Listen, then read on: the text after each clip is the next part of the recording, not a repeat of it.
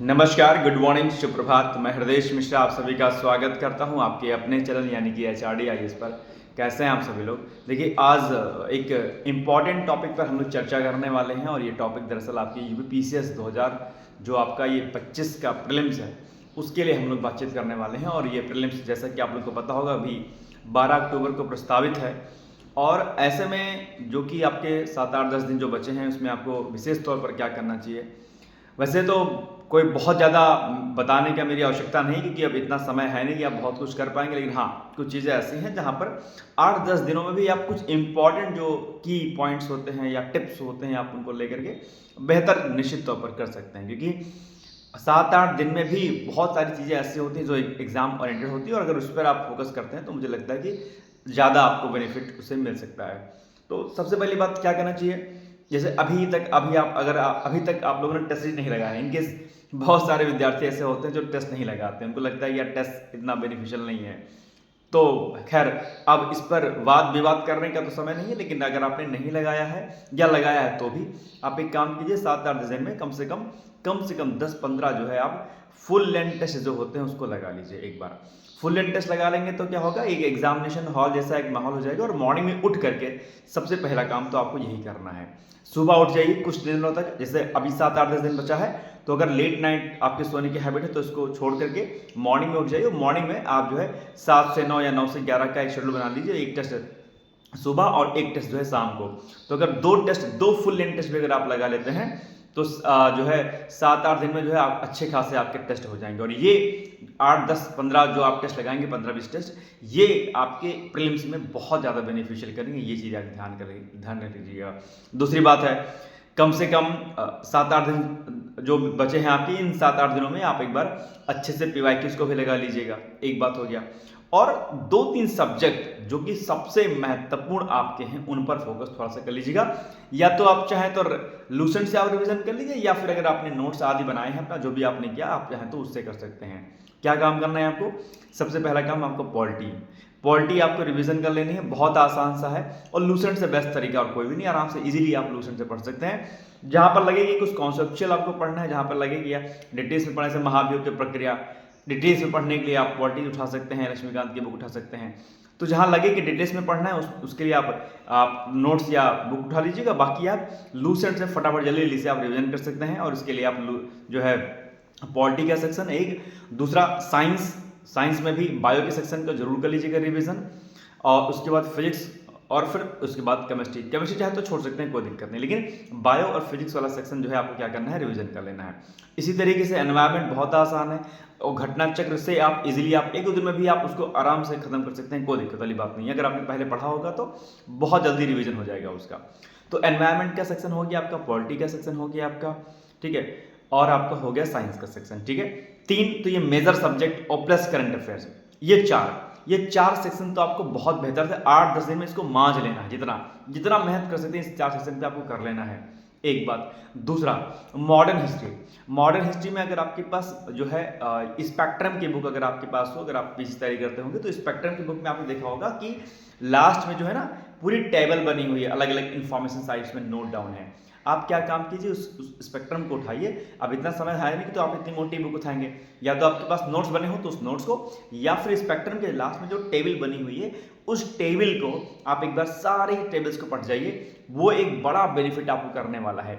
इसके अलावा जो है लूसेंट अगर आपके पास सामान्य अध्ययन वाली है तो लूसेंट सामान्य अध्ययन में जो टेबल के फॉर्म में जो बॉक्स में जो इन्फॉर्मेशन दी गई होती है उन इन्फॉर्मेशन को आप एक बार पढ़ लीजिएगा, बहुत ज़्यादा बेनिफिट होगा। और सेम यही कॉन्सेप्ट आपको जो है एंशिएंट हिस्ट्री में भी करना है। वहां पर भी आप चाहें तो यही काम आप चाहें तो स्टार्टिंग के 3-4 चैप्टर तो आप पढ़ सकते हैं। जैसे बौद्ध धर्म, जैन धर्म हो गया, आपका शैव धर्म हो गया, सिंधु घाटी सभ्यता हो गई, इसको तो आप वन लाइनर है, फटाफट जल्दी से आप रिवीजन कर सकते हैं लूसेंट से। तो एक काम तो ये कर लीजिए, ठीक है। और इसके अलावा ज़्यादा कुछ करने की अभी फिलहाल आवश्यकता नहीं, इतना ही कर लीजिए, मुझे लगता है सफिशिएंट रहेगा। सी सैट को बिल्कुल इग्नोर मत कीजिएगा। सी सैट में हिंदी अगर माध्यम के अभ्यर्थी हैं और अगर आपका मैथ बैकग्राउंड नहीं रहा है, आर्ट्स यानी कि मानविक विषय से रहे हों, तो हिंदी का सेक्शन आप अच्छे से कर लीजिएगा।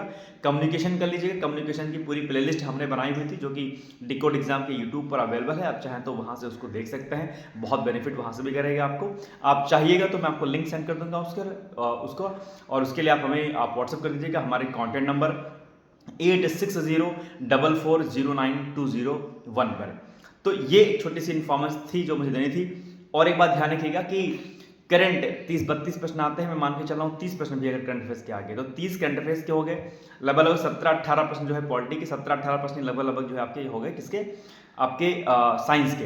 तो अगर मैं 15-15 ही मान लेता हूँ तो 15 दूना 30 और 30 60 करंट अफेयर्स के 60 क्वेश्चन तो आपके यही हो गए, खाली पॉलिटी, साइंस और आपके करंट अफेयर्स के। प्लस एनवायरमेंट मैंने आपको बता दिया, 7-8 प्रश्न एनवायरमेंट के आते हैं। यूपी स्पेशल आल्सो, एक बार यूपी स्पेशल की परीक्षा वाली होगी तो जल्दी लीजिए, उसका रिवीजन कर लीजिए, इतना कर लीजिए, इसके अलावा कुछ भी करने की आवश्यकता नहीं है। एक काम आप और कर सकते हैं कि एक दिन मैंने 60 डेज की स्ट्रैटेजी वीडियो बनाई थी, संभवतः आप लोग को याद होगा। उस 60 डेज की स्ट्रैटेजी वीडियो को एक बार देख लीजिए, वहां पर मैंने कुछ कुछ पॉइंट्स बताए थे कि यह इन विषयों के इन पॉइंट्स को पढ़ना है आपको। तो अगर एक बार उसको देख लीजिए, अगर उनमें से कोई भी टॉपिक अगर आपको लगता है कि छूट रहा है तो क्या काम कीजिए, उसको हैंड टू हैंड वहां पर रेडी कर लीजिए। इतना करिए, इसके अलावा कुछ भी करने की आपको आवश्यकता नहीं है। मैंने क्या बोला, मैं एक बार इसको कंक्लूड कर दे रहा हूं। एक टेस्ट मॉर्निंग में फुल लेंथ टेस्ट लगाइए, एक टेस्ट लगाइए शाम को, 1.5 घंटे का टेस्ट लगा लीजिए, आसानी से कर लेंगे, आपको दिक्कत नहीं है। PYQs लगा लीजिए, 7-8-10 दिन आराम से कर लीजिएगा। और बाकी जो मैंने आपसे कहा कि आप पॉलिटी का सेक्शन, ठीक है, उससे लूसेंट से, ठीक है, इसी प्रकार से एनवायरमेंट और साइंस, ये 3 सेक्शन, और मॉडर्न हिस्ट्री के लिए स्पेक्ट्रम के लास्ट में, और जो टेबल फॉर्म बनी हुई है आपकी जो है उससे लूसेंट में, उतना कर लीजिए। एंशिएंट के कुछ चैप्टर कर लीजिए बस, UP special, some part of UP special, इतना कर लीजिए। इसके अलावा करंट अफेयर्स, इसके अलावा कुछ भी अदर चीज़ों को टच करने की आपको आवश्यकता नहीं है। कुछ भी नया डेटा नहीं करना है। हाँ, एक चीज़ और कीजिएगा, जो नई इंफॉर्मेटिव चीज़ें हैं, जैसे लाइक इंडियन फॉरेस्ट रिपोर्ट हो गई आपकी, यूपी की फॉरेस्ट रिपोर्ट हो गई, और ये चीज़ें आपको डिकोड एग्जाम के यूट्यूब चैनल पर मिल जाएगी। आप डालिएगा UP forest report by decode exam, तो एक लेटेस्ट रिपोर्ट आपके सामने आ जाएगी जो कि मैंने ही कराया हुआ है। टायर रिपोर्ट हो गया आपका, डॉल्फिन गणना हो गई आपकी, ये सब डिकोड पे हमने कराया हुआ है। आप चाहें तो डिकोड एग्जाम पर विजिट करके आप ये सारे रिपोर्ट्स देख सकते हैं। अगर नहीं मिलेगा तो जैसा कि मैंने आपसे कहा, ये आप सीधे मुझे व्हाट्सअप कर लीजिएगा, कॉन्टैक्ट नंबर 8604440920 नहीं नोट कर पाइएगा तो डिस्क्रिप्शन बॉक्स में नंबर मेंशन है, वहां से जाकर के ले लीजिएगा।